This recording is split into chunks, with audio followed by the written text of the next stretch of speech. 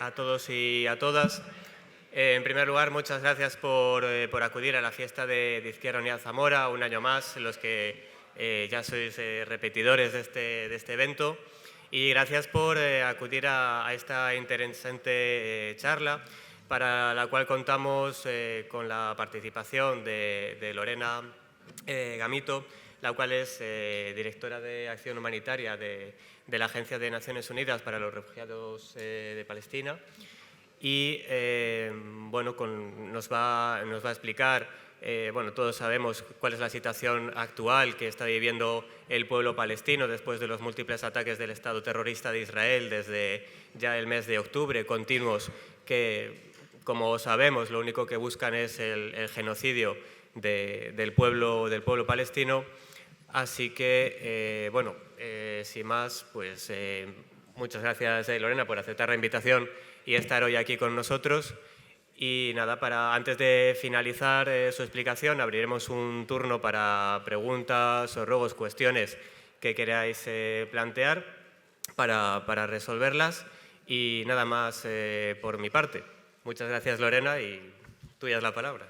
Pues muchas gracias a vosotros por el espacio y por el interés que veo que aparece aquí por el tema de Palestina. En primer lugar, quería poner un vídeo corto para que empecemos con eso y luego ya nos centremos un poco en las historias. Pues si queréis vamos empezando y bueno, cuando nos avisen que el vídeo funciona, pues lo ponemos. Es simplemente una entrada para que veáis un poco de primera mano pues cuál es la situación en Gaza.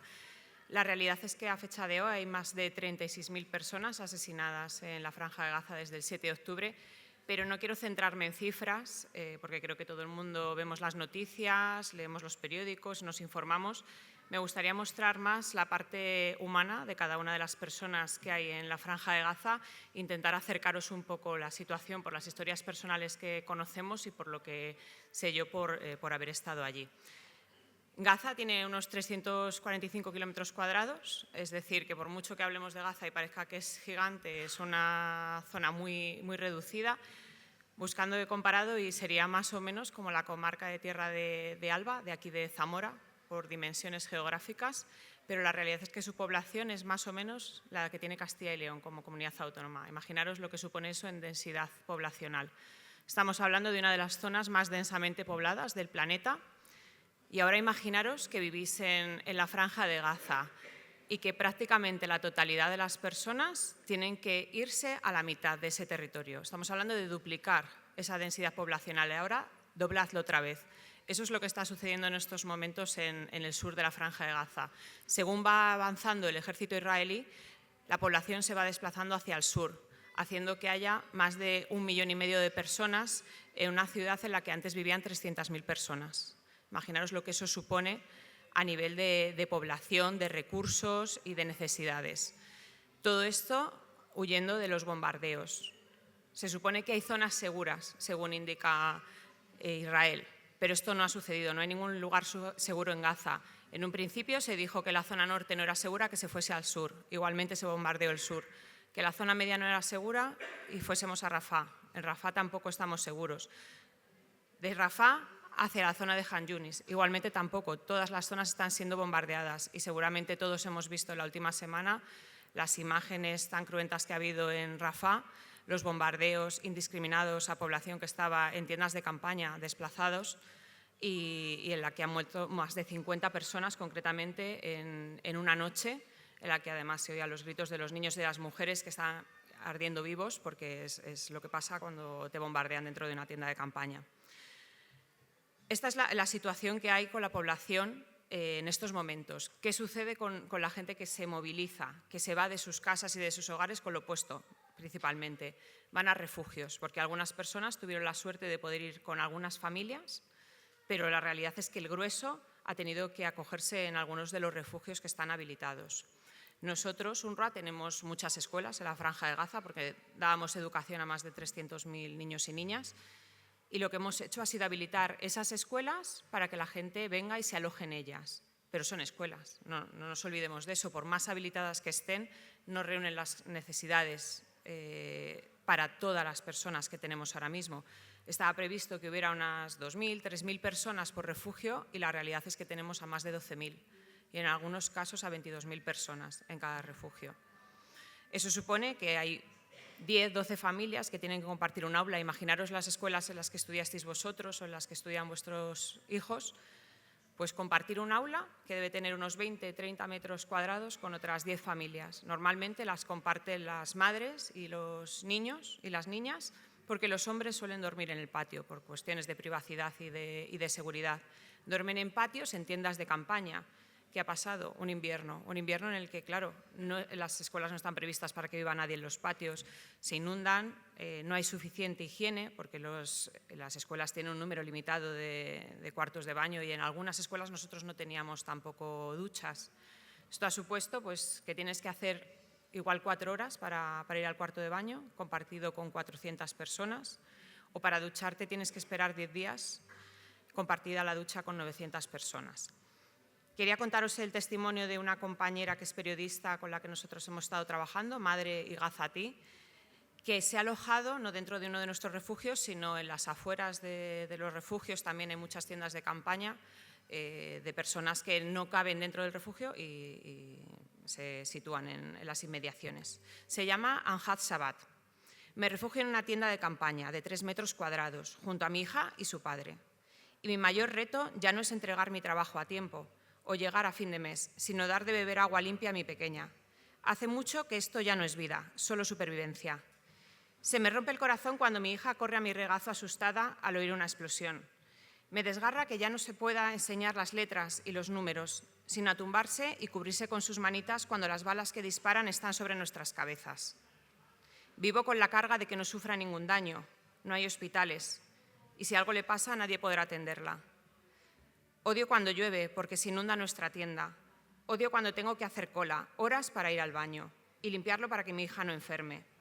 Odio el frío y el rugir de mi estómago mientras le aseguro a mi hija que ya no tengo hambre. Perdí mi trabajo, mi casa y todos mis sueños bajo estas bombas. Este es uno de los muchos testimonios de las personas que ahora mismo están desplazadas en la Franja de Gaza.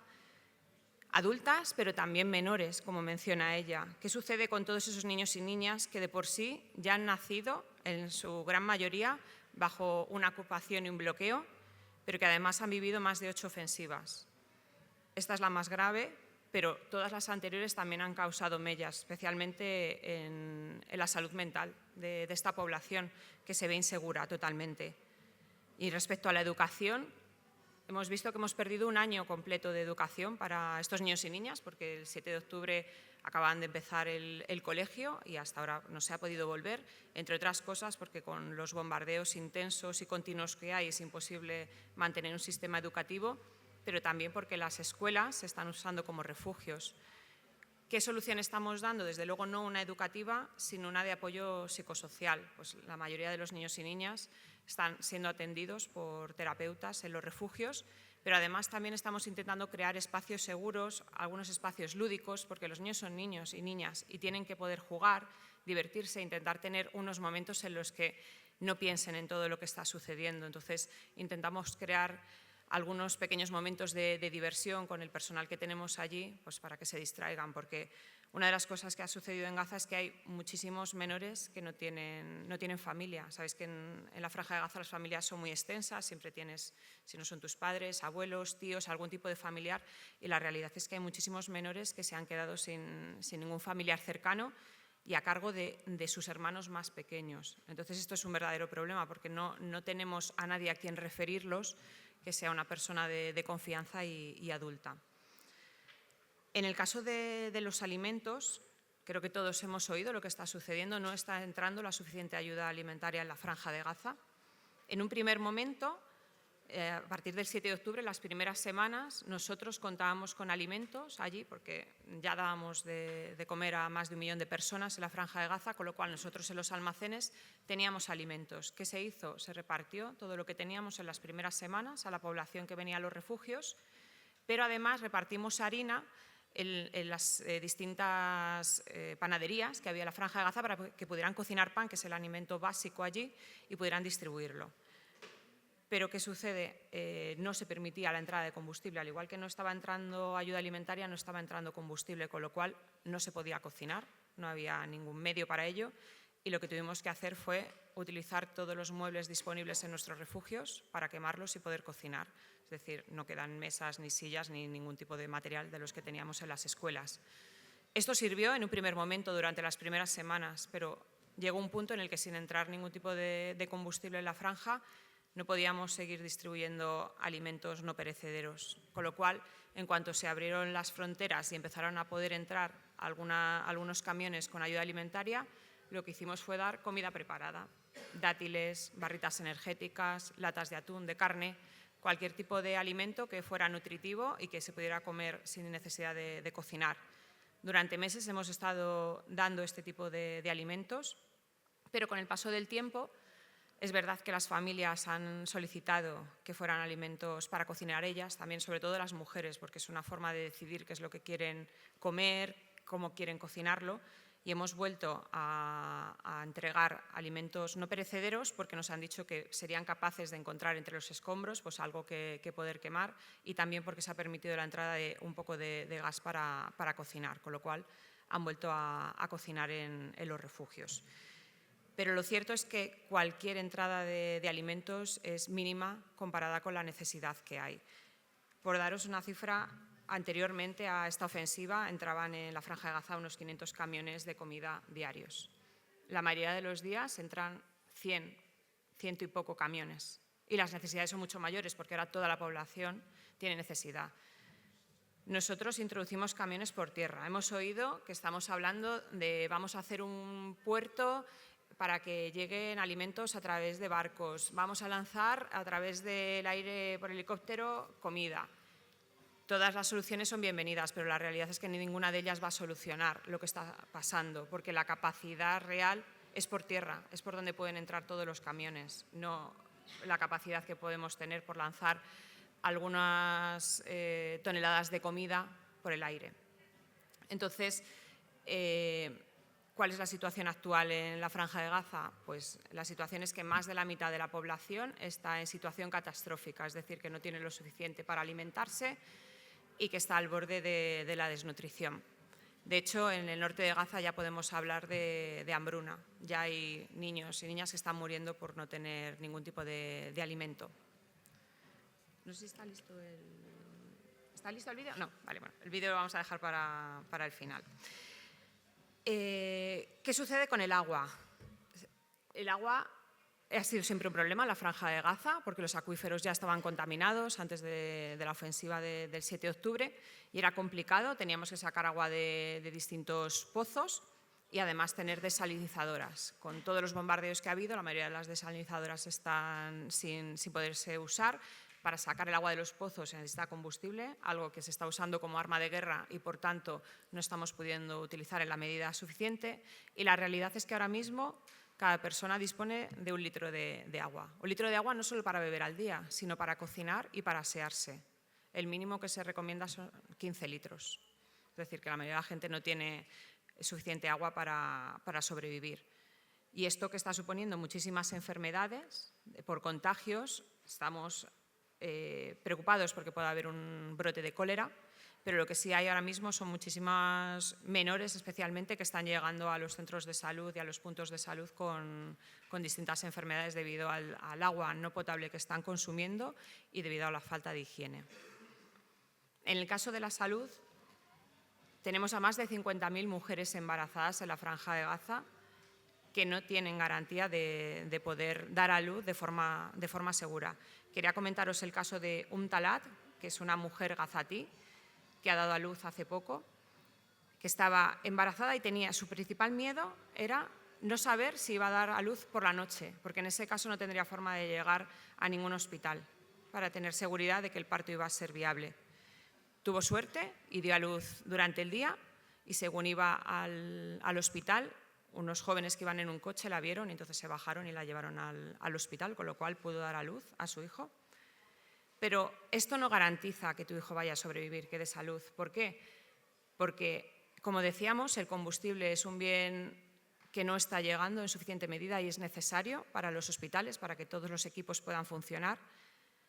Y es algo que no está sucediendo, especialmente durante el mes de mayo. No ha sucedido en muchos periodos de estos 9 meses, pero concretamente en el mes de mayo no está entrando.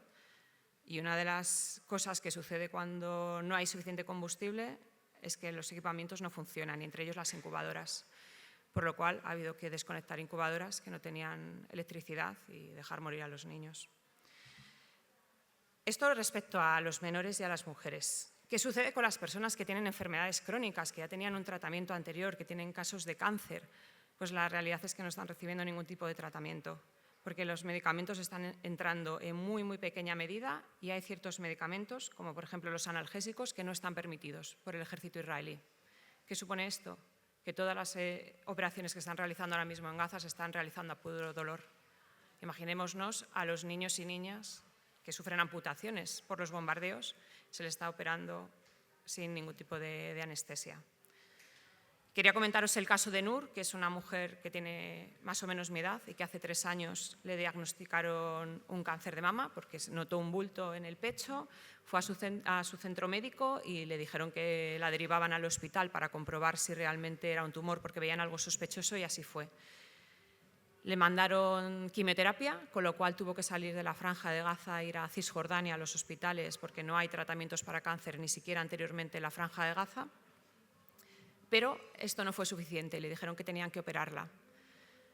Los israelíes, el ejército israelí, le dio un permiso para 8 meses después de concederle la autorización para la operación. ¿Qué supone esto? Que para cuando el permiso era efectivo, Nur ya tenía los ganglios afectados y ya tenía metástasis.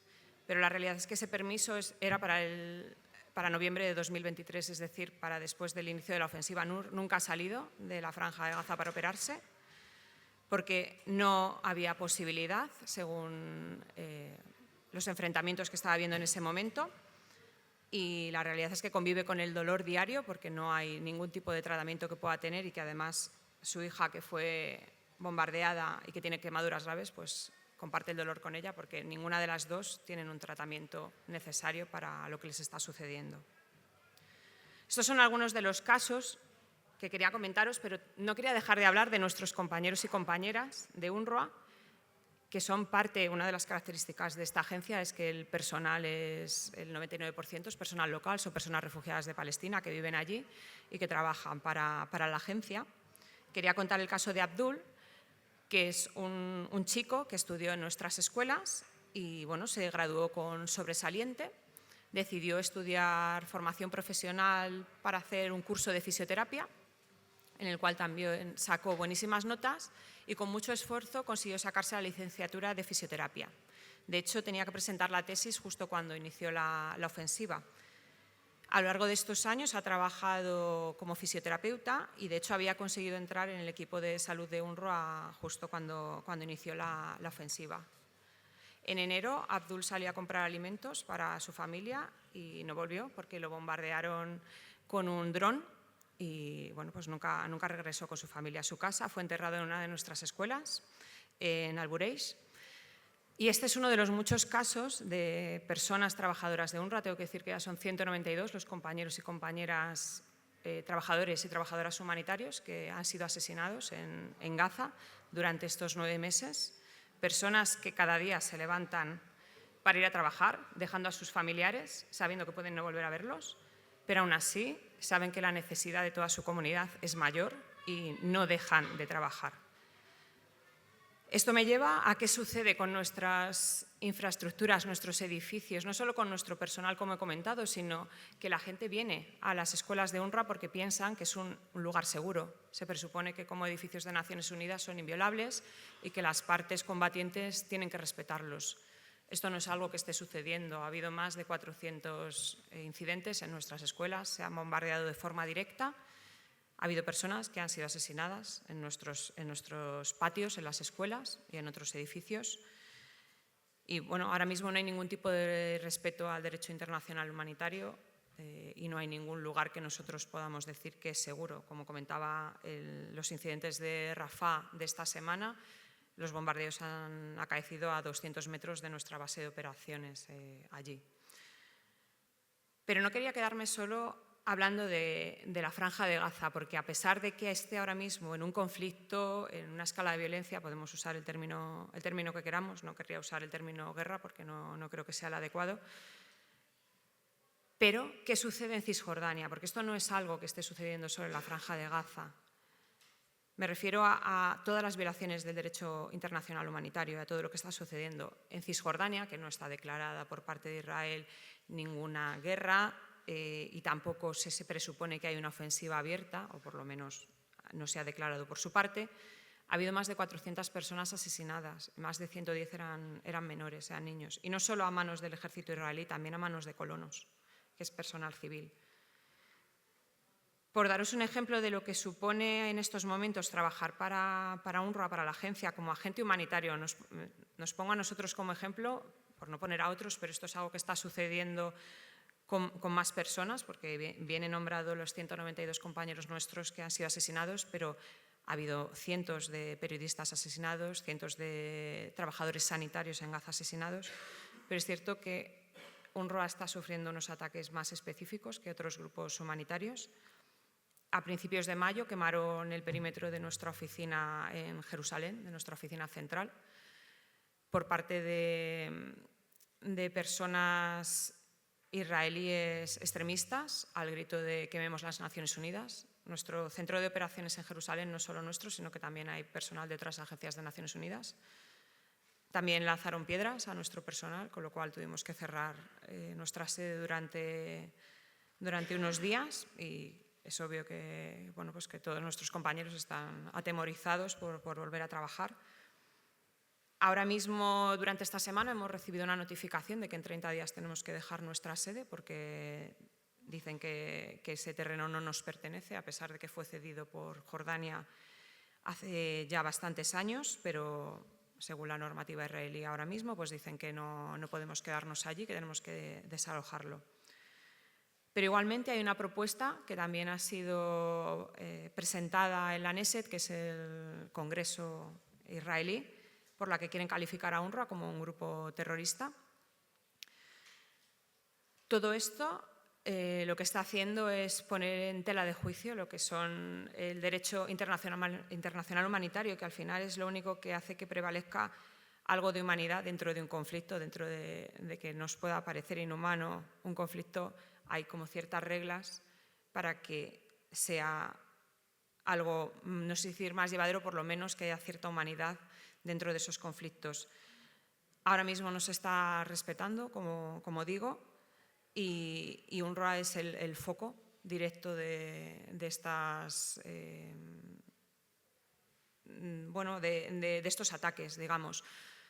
Concretamente, nosotros representamos a más de 6 millones de personas, no solo en la Franja de Gaza, sino en Cisjordania, en Líbano, en Siria y en Jordania, refugiadas de Palestina, con unos derechos, y probablemente esto sea lo que más molesta, y por eso seamos el principal objetivo de Israel en este caso.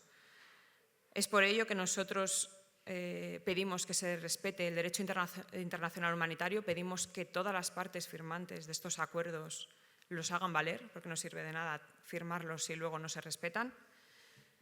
Exigimos el alto al fuego total. Es imposible mantener una asistencia humanitaria con los bombardeos indiscriminados en distintas zonas sin que sepamos de verdad que hay una zona que sea segura y que haya una entrada incondicional de ayuda humanitaria, porque vienen nombrados los camiones de ayuda humanitaria relacionados con los alimentos, pero sucede lo mismo con los medicamentos y con otros bienes de primera necesidad que no están entrando en la medida necesaria en la Franja de Gaza.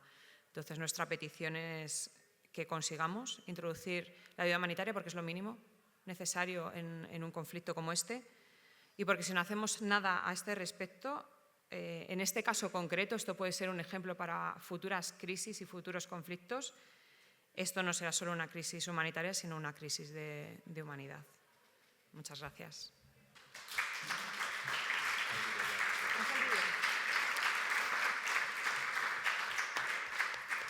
Me dicen que está el vídeo, así que aunque fuera preparado para el principio, para que veáis un poco algunas imágenes. I don't want to hear ever somebody tell me that there is a safe place in Gaza, because there is not. En 2024 estamos siendo testigos de una nueva Nakba. Las imágenes de desplazamiento forzado en Gaza se repiten constantemente desde el 7 de octubre de 2023. Además de las miles de personas asesinadas, prácticamente toda la población de Gaza, alrededor de 2 millones de personas, se han visto obligadas a desplazarse en multitud de ocasiones. Aunque pudieran, muchas de ellas ya no tienen hogar al que volver. نزحنا من خان يونس على رفح وبعد تهديد الجيش الإسرائيلي لمدينة رفح رجعنا على خان يونس. طبعا لا يوجد أي بنية تحتية في خان يونس، البنية التحتية مدمرة بالكامل، لا يوجد أي خدمات، مياه، كهرباء، صرف صحي.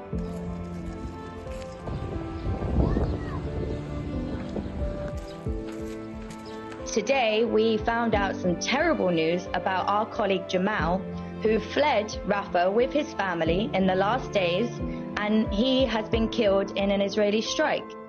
He has been killed with his family, looking for safety. Where is this safety? Because people are leaving for this safety, but there is no safety.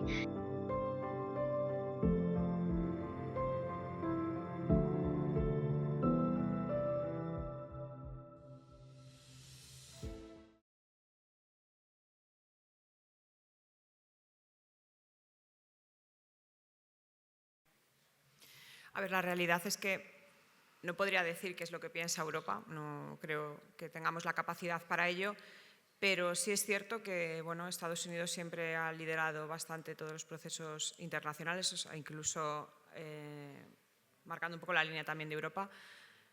Una de las cosas que siempre ha sucedido en el caso de Palestina es que cualquier resolución de Naciones Unidas que pudiera haber sido vinculante y que haya tenido algún tipo de recorrido ha sido cancelada o no aprobada porque sabemos que uno de los estamentos de Naciones Unidas es el Consejo de Seguridad, formado por un número determinado de estados, entre los cuales se encuentra Estados Unidos, y que históricamente siempre ha votado en contra de cualquier medida punitiva que pudiera haber contra Israel.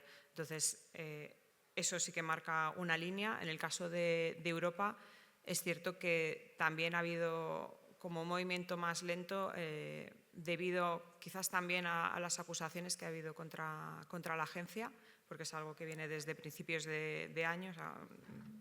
Digamos que han pasado muchas cosas en la Franja de Gaza, nosotros somos uno de los actores principales por la capacidad logística que tenemos, y el hecho de que se hayan realizado acusaciones contra nosotros ha hecho que muchos países de la Unión Europea como que se quedasen un poco paralizados viendo qué sucedía con nosotros, si realmente estábamos implicados de alguna forma o no, y eso ha hecho, no sé cuáles son sus medidas internas, pero desde luego lo que ha sucedido es que, por ejemplo, a nosotros nos han paralizado los fondos hasta que con el tiempo se ha ido viendo que no teníamos ningún tipo de implicación y se han devuelto.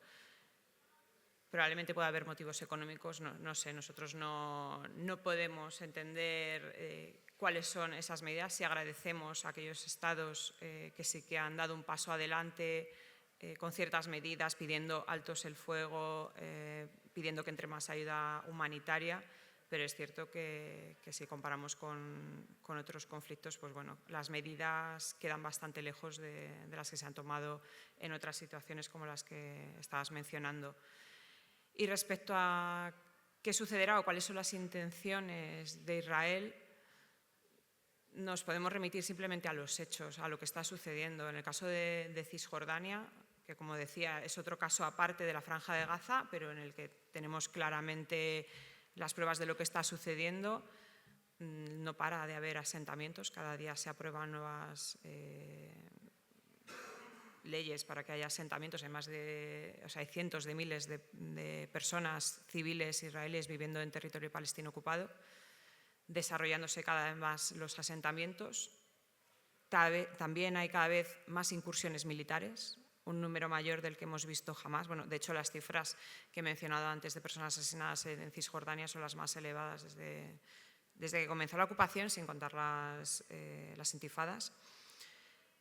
Por poneros un ejemplo, en el caso de Jenin, que está en el norte de Cisjordania, que es uno de nuestros campamentos, pero es una ciudad, ha habido incursiones militares desde hace 1 año y medio, bastante intensas, pero, por ejemplo, hace unas semanas ha vuelto a haber otra incursión y han destrozado nuestro centro de salud, que está en medio del campamento. Aquí no hay un problema de hay una ofensiva activa, no sé dónde está el centro de salud. El centro de salud lleva ahí décadas, no se ha movido de sitio y se ha destruido totalmente. Entonces, está claro que aquí no hay una intención de que nosotros continuemos ni de facilitar nuestro trabajo. También está la situación de la población beduina, que es una población seminómada, que vive principalmente en la zona que hay entre Jerusalén y el Mar Muerto, que es curiosamente la zona donde se están desarrollando más los asentamientos. Entonces, esa población tiene muchísimas órdenes de desalojar las zonas donde viven. Además, bueno, viven en casas bastante precarias, que en muchos casos se han demolido o incluso les han obligado a demolerlas ellos mismos. Todo ello para facilitar que esas zonas queden libres y pueda hacerse más asentamientos. De hecho, hay un plan para desplazarlos al desierto del Negev. Y bueno, estas son algunas de los movimientos que estamos viendo. También se ha dicho que UNRWA no estará en el día después de la Franja de Gaza. Si nosotros somos los que garantizamos los servicios a la población refugiada de Palestina y no quieren que estemos allí, no sabemos si es porque no va a haber derechos que garantizar a la población que esté allí. Entonces, simplemente fijándonos en los hechos y en lo que está sucediendo, no parece que haya facilidad para que se cree otro Estado, un Estado palestino, porque la realidad es que ahora mismo Cisjordania, que es el caso más claro, está llena de asentamientos. Si viésemos un mapa, por la división de zonas es como un queso gruyere. O sea, hay muchísimas zonas que ya son asentamientos, que es una zona ocupada obviamente, pero que ya está llena de población civil israelí, con lo cual, si dejásemos eso fuera, sería un territorio no conexo, que es muy complejo tener un verdadero Estado en una zona que ya tiene tanta población civil viviendo y bueno, pues con todo lo que estamos viendo, con carreteras, no lo he comentado porque me he centrado más en Gaza, pero no sé si sabéis que en el caso de Cisjordania hay carreteras que son exclusivas para población palestina y otras que son para israelíes o internacionales. Normalmente todos los asentamientos están conectados con Jerusalén de forma directa a través de esas carreteras, pero la población palestina que quiere ir de un punto a otro en el que igual se tarda media hora, como solo puede ir por sus carreteras, igual tarda 3 horas porque tiene que ir sorteando todas las carreteras israelíes por las que no puede pasar, además de los múltiples obstáculos y controles que hay a diario. Entonces, todo este sistema impide totalmente que se pueda hacer otro Estado. La realidad es que lo que tiene que suceder ahora es que todos los países que sí se comprometieron a que hubiera 2 estados realmente hagan algo efectivo y que sí que pidan que estos 2 estados sean una realidad. Ya existe un estado, necesitamos que el otro tenga unas fronteras reales y que llegue un momento en el que nos sigamos avanzando en ese traspaso de población civil, que además todos sabemos que es algo ilegal. Según el derecho internacional humanitario, tú no puedes poner población civil en la potencia que estás ocupando. O sea, que realmente es algo que no ha sido nunca legal. O sea, no es que ahora nos sorprendamos, sino que es algo que se lleva haciendo durante décadas, pero nunca ha sido legal. Pero vuelvo a incidir en que además, aunque esto se haya hablado, por ejemplo, en la Asamblea de Naciones Unidas y haya habido resoluciones en las que se instaba a que esto no sucediera, en un último momento el Consejo de Seguridad nunca ha votado a favor porque el veto lo ha utilizado Estados Unidos.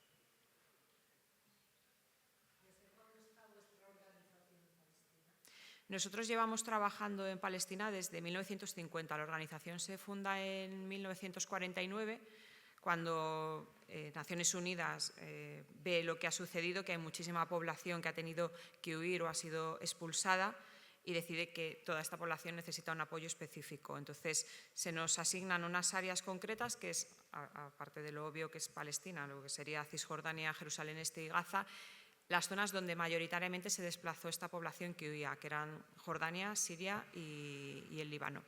Entonces, se nos da un mandato que es proveer de servicios básicos a esta población, salud, educación, servicios sociales, para garantizar la dignidad de estas personas.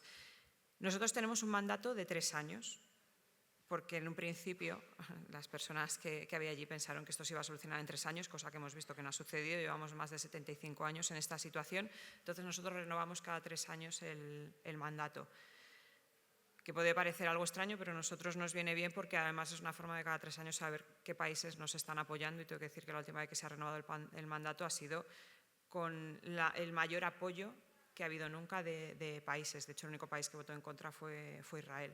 Hubo un par de islas pequeñas que se abstuvieron, no votaron en contra, pero tampoco a favor, y Israel, que de forma constante siempre se opone a la renovación de nuestro mandato. Nuestra idea es estar allí hasta que no sea necesario. O sea, nosotros no tenemos intención de mantenernos cuando la situación se haya solucionado. De hecho, el que nosotros controlemos, como quien dice, la salud y la educación de esta población, porque todos los niños y niñas refugiados de Palestina van a nuestras escuelas, estudian toda la educación básica en ellas, van a nuestros centros de salud, pero todas las personas que llevan esas escuelas y esos centros de salud son personas refugiadas de Palestina, los directores de escuela, las doctoras. Es decir, que el día que nosotros no estemos se puede hacer un traspaso perfecto para que sea la propia población la que sea dueña de su destino y pueda dirigir las distintas instituciones. Pero claro, para ello necesitamos que haya una solución. Entonces, nuestro trabajo es seguir ahí mientras la situación no cambie y mientras la Asamblea de Naciones Unidas considere que debemos estar. Por aclarar también, porque a veces se nos confunde con ACNUR, que seguro que a alguno le ha pasado alguna vez, ACNUR también trabaja por la población refugiada, pero se fundó posteriormente. Nosotros fuimos los primeros en ser fundados y posteriormente, porque había otros múltiples conflictos que habían generado más población refugiada, se creó ACNUR. ACNUR acoge a todo el resto de población refugiada que no sea la nuestra. ¿Cuál es la diferencia entre ambas? Nosotros tenemos un mandato específico sobre la población refugiada de Palestina y sobre los derechos que tiene debido al haber huido de las zonas en las que vivían. En el caso de ACNUR no está esta definición concreta y trabaja con todo el resto de población. Es decir, que si, por ejemplo, hay población refugiada de Palestina que se va a Turquía, como ya sale de nuestra zona de operaciones, sí la atendería ACNUR. Pero en las zonas en las que nosotros trabajamos somos el principal agente que provee de servicios. En la medida en la que nosotros, claro, como agencia humanitaria tenemos unas limitaciones, pero en la medida en la que podemos actuar, yo creo que sí. La población refugiada de Palestina es una de las poblaciones mejor educadas, no voy a decir de planeta porque estaría dando datos que no conozco, pero sí de la zona de Oriente Próximo. De hecho, sus notas son mayores que la población, por ejemplo, en el caso de Siria, por daros un ejemplo, la población refugiada de Palestina que vivía en Siria tenía mejores notas que la población siria de allí. La población palestina da una importancia tremenda a la educación porque saben que es parte de su futuro. Entonces, nosotros intentamos poner en valor esta educación. En algunos casos tenemos también centros de formación profesional, incluso tenemos universidades. Con lo cual, ¿qué es lo que falta? Falta la posibilidad de empleo. Si tú vives en Gaza, nosotros te podemos dar una gran educación, pero si no existe una posibilidad de comercio con el exterior y lo que se puede introducir en la Franja de Gaza es muy limitado, pues es muy complejo tener empleo. Pero el conocimiento lo tienen. Y en cuanto a salud, nosotros seguimos las indicaciones de la OMS y es verdad que hemos garantizado, de hecho hemos reducido muchísimo la mortalidad neonatal, sí que hemos garantizado los tratamientos para personas que tienen enfermedades crónicas.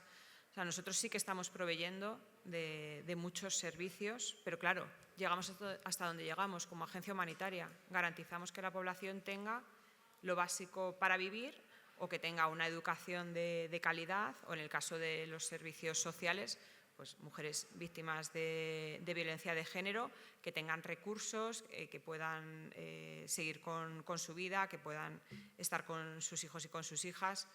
Pero la realidad es que esto tiene un límite y tiene una capacidad. Nosotros no podemos sustituir a la capacidad que tiene la comunidad internacional, que es la que realmente puede decidir, dar un paso adelante y conseguir que haya un Estado, porque sin un Estado, sin la capacidad de decidir qué haces y de poder tener un comercio, de poder tener empleo, nosotros lo que hacemos es garantizar la seguridad de estas personas y su dignidad, pero no podemos avanzar más allá porque no está en nuestro mandato y porque además no tenemos la capacidad como agente humanitario, como podría tener otro agente humanitario como es Cruz Roja o como es ACNUR.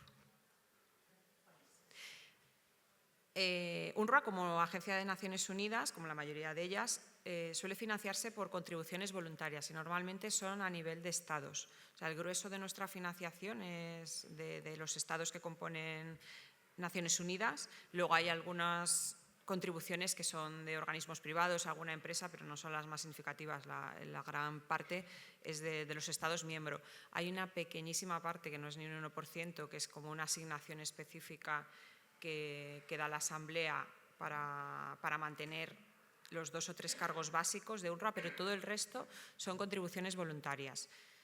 Son muchísimos los países que nos apoyan, de la Unión Europea, países asiáticos, africanos. Todos los países que pueden dar, es verdad que en muchos casos nos están dando muchos países árabes. Y por comentar, porque es algo que a veces a la gente le choca, uno de nuestros grandes financiadores siempre ha sido Estados Unidos. Quizás también porque somos un factor estabilizador, es algo que yo creo que Estados Unidos es consciente de ello.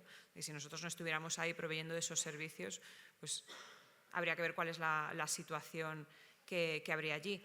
Pero la realidad es que ahora mismo no estamos recibiendo fondos de Estados Unidos. Hubo unos años en los que con Trump, ya sabéis que salió de todo tipo de organismos internacionales, nosotros fuimos de los primeros, pero bueno, tampoco colaboraba con la OMS y con otros.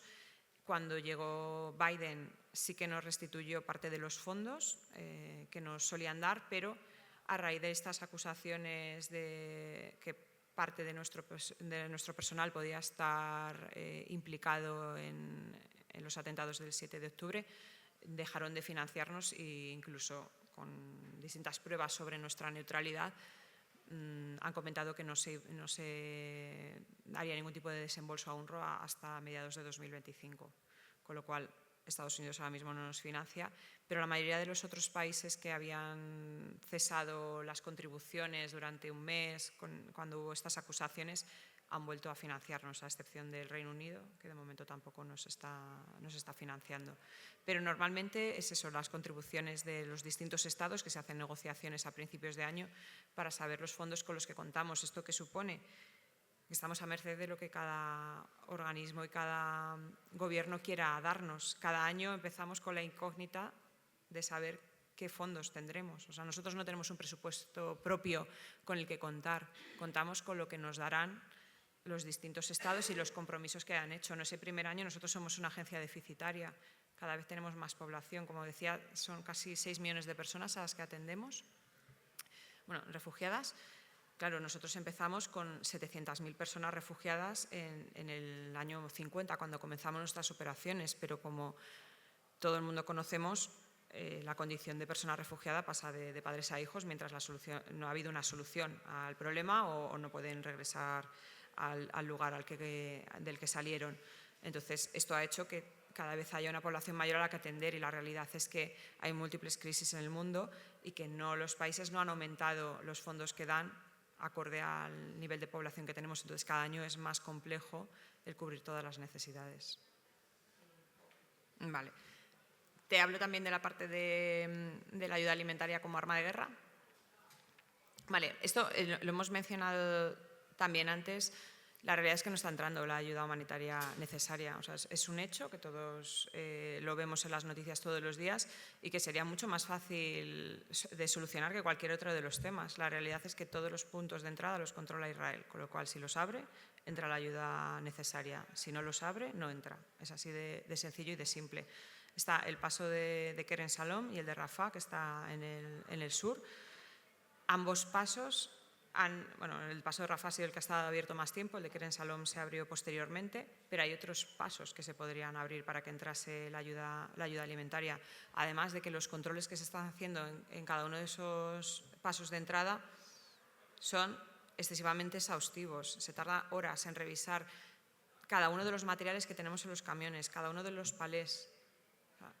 Y luego, cuando se introducen, hay que cambiarlos de camión y con esos camiones llevarlos. Camiones que cada vez son más escasos porque cada vez nos bombardean más camiones, con lo cual cada vez es más difícil.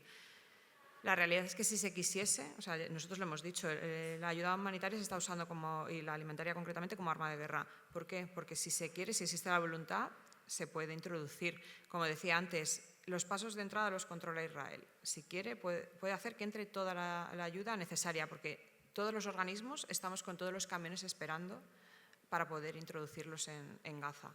Están ahí parados, esperando a que nos dejen entrar.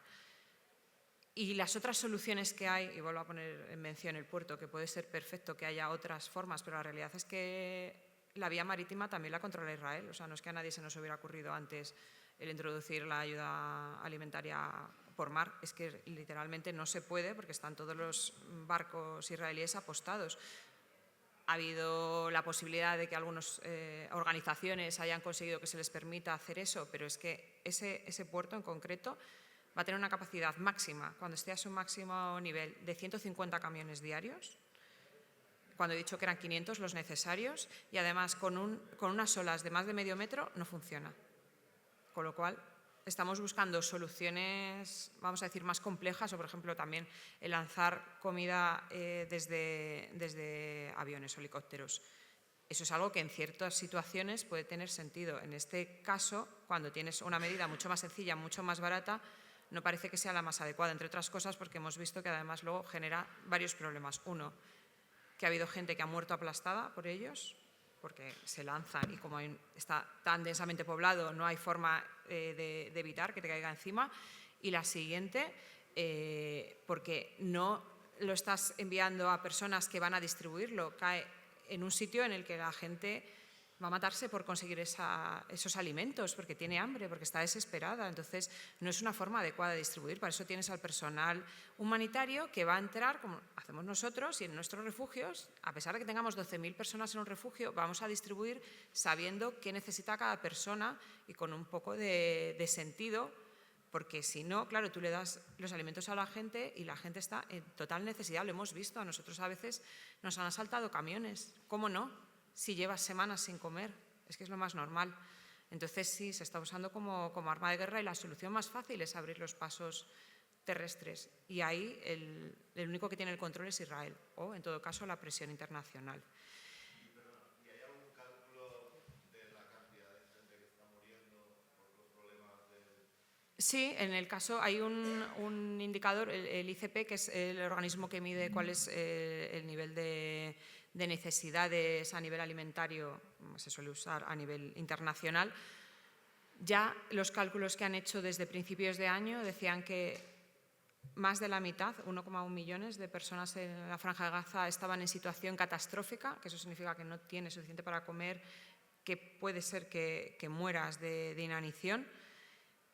Y estos eran simplemente los cálculos. En el norte de Gaza, o sea, centrándonos lo que es en la zona del norte, que es donde más difícil está siendo el distribuir alimentos, porque los pasos, como decía, están en la zona sur. La zona norte, además, hay unos pasos fronterizos que ha creado el ejército israelí y no nos está permitiendo. Nosotros llevamos intentando llegar con nuestra ayuda al norte de Gaza desde hace muchísimos meses, desde el inicio, y no sé si hemos conseguido llegar un par de veces y otros organismos también en muy poca medida. Entonces, ¿qué está sucediendo? Que no está llegando ningún tipo de alimento a la zona norte y ahí sí se están dando ya casos de menores que están y de personas que están muriendo por falta de alimentos. De hecho, ya ahí se ha declarado hambruna, que es como un concepto específico en Naciones Unidas que tiene que reunir varias situaciones. Es que haya como entre unas 4 personas de cada 10.000 muertas por inanición, que haya un porcentaje de personas que no tienen suficiente para comer. O sea, hay varios indicadores y todos ellos sumados hacen que se considere situación de hambruna. Y en el norte de la Franja de Gaza ya está la situación de hambruna y en el resto de la franja una situación catastrófica. O sea, de hecho, ya hace como 4 meses era el caso más grave que había medido el ICP en el planeta, la situación alimenticia. Y tenemos ejemplos previos, como hemos visto todos en Sudán del Sur o la zona del Cuerno de África, que también tuvieron casos muy graves y aún así esto superaba las previsiones que había habido para los otros casos. Y la otra pregunta que me hacías... Sí, es verdad. Pues La verdad es que nosotros, de compañeros con los que hemos hablado, pues claro, están francamente contentos de este reconocimiento. Y tengo que decir que no es que de repente sean los primeros países que reconocen el Estado de Palestina, hay más de 100 países que ya lo habían reconocido, pero como en todas partes, el peso de quien lo reconoce es diferente. No es lo mismo, por desgracia, que un país africano reconozca el Estado de Palestina que lo reconozca un europeo o que lo reconociese Estados Unidos. Las diferencias a nivel político, económico, llámalo X, son muchas. Entonces, el hecho de que haya países europeos que han reconocido el Estado de Palestina sí puede marcar una diferencia. Es verdad que a día de hoy no hay una diferencia tangible que digas, bueno, esto ha hecho que se cambie algo, pero sí hay una diferencia en el discurso. El que haya algunos países que lo reconozcan puede hacer que haya otros más que lo reconozcan, y desde luego para la población palestina, que está ahora mismo sufriendo lo que está sufriendo, pues el saber que todavía hay alguien que se acuerda de ellos, que a veces no sé si tienen tan claro que nos acordemos de ellos, pues es una pequeña esperanza el saber que todavía esto se está hablando, que hay a niveles, altas esferas que se está discutiendo sobre su situación y que están haciendo algo a favor. Entonces, por parte de la población palestina, desde luego que muy agradecidos por cualquier movimiento que se pueda hacer a su favor, desde luego. Y creo que sí. A ver, como organismo humanitario, claro, no puedo entrar en valoraciones de por qué, o sea, qué es por qué dan fondos los países europeos. Sí tengo que decir que ha habido momentos críticos, por ejemplo, lo que comentaba cuando el gobierno de Trump cortó totalmente la financiación a la agencia. Es verdad que hubo bastantes países europeos que hicieron un esfuerzo extra. Como os digo, es voluntario totalmente los fondos que dan, y al ver que nosotros nos quedábamos sin uno de nuestros mayores donantes, sí que hicieron un esfuerzo, y durante esta crisis sí que es verdad que hay algunos países que sí que están apoyando. Como en todo, que tendría que haber más medidas, desde luego, nosotros, desde luego nos parece una muy buena medida que se reconozca el Estado de Palestina, porque es un paso más hacia esos dos estados que se propusieron en Naciones Unidas. Nosotros como organismo nos debemos a lo que se ha propuesto, dos estados, era la solución que se había dado. Que se reconozca que pueda haber un Estado palestino es un paso adelante. Que hay muchas más cosas que se pueden hacer, desde luego, o sea, muchísimas, siempre va a haber más cosas que se puedan hacer. Yo creo que sirve porque tengamos en mente que la agencia es un agente humanitario. O sea, nosotros no somos, no somos los representantes de Naciones Unidas para tomar una solución ni hacer que la cosa cambie. Esos son los estados que componen Naciones Unidas, los de la Asamblea. Nosotros somos el agente humanitario.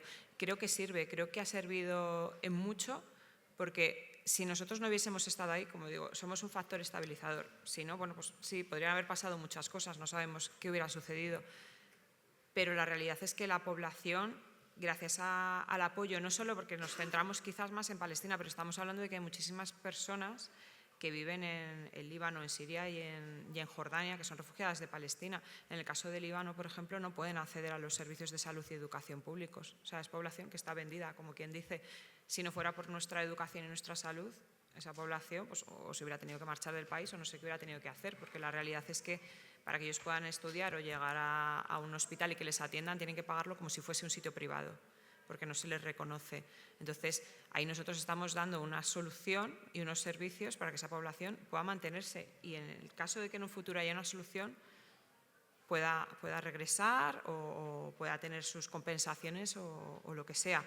Pero sí creo que nosotros hemos jugado un papel importante. Lo primero porque estamos capacitando a toda esa población para que pueda ser quien lleve el futuro de ese Estado adelante, porque son personas perfectamente formadas, que tienen unos empleos y una capacidad, como decía, o sea, la estructura está ahí. O sea, es que nosotros, como a veces se nos llama como un Estado paralelo, porque si, por ejemplo, hablamos de Cisjordania, que está la autoridad palestina, tiene sus centros de salud, sus escuelas, claro, tiene una capacidad limitada. Nuestra población también es bastante amplia.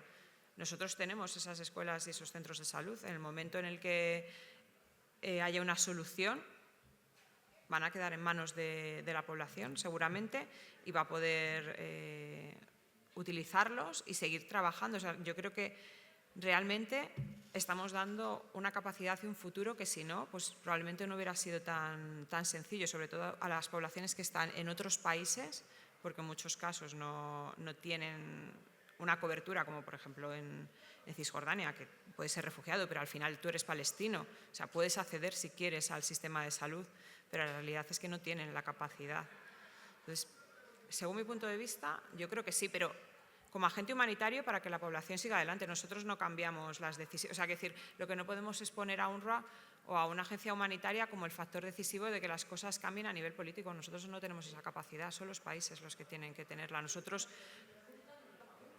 Pero lo tiene, porque quiero decir, tiene sus escuelas, sus centros de salud, lo tiene todo. La población palestina en Cisjordania o en Gaza lo tienen. Nosotros lo que tenemos es un mandato de la población refugiada, porque se presupone que era población que no era de allí y que ha sido desplazada, era la que teníamos que garantizar unos servicios. O sea, que decir, nosotros no sustituimos a que en Cisjordania haya hospitales. Los hospitales, de hecho, no son nuestros, son palestinos. O que haya otras escuelas. A ver, las hay. Lo que pasa es que nosotros tenemos que garantizar que la población refugiada que venía de otras zonas, por muy palestina que fuera, no estaba viviendo en Cisjordania, tuviera esos servicios, una capacidad que si nosotros no hubiéramos existido, muy probablemente pues no se hubiera llevado de la misma manera, porque no tenían la capacidad. O sea, Cisjordania en su momento, en el año 50, no tenían la capacidad de toda la acogida de población que venía.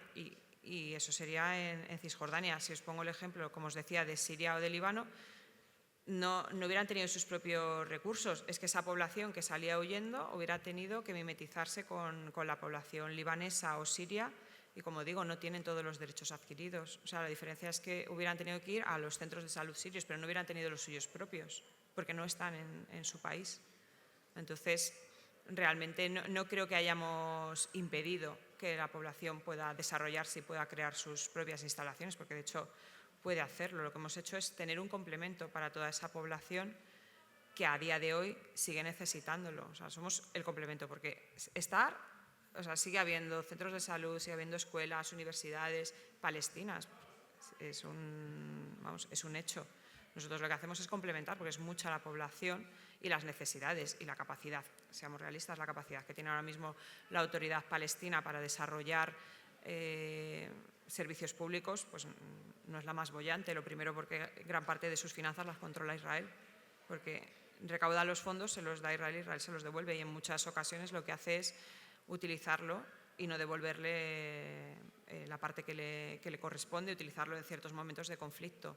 Entonces tampoco tiene una capacidad, claro, es lo que tiene ser una potencia ocupada, no tienes la capacidad de desarrollarte como tú querrías. Pero vamos, esa es la opinión que yo tengo, que puede ser distinta para los demás. Vale. Pues nada, quería agradeceros muchísimo el haber estado aquí, el haber hecho tan ameno el compartir y haber visto las opiniones de todo el mundo.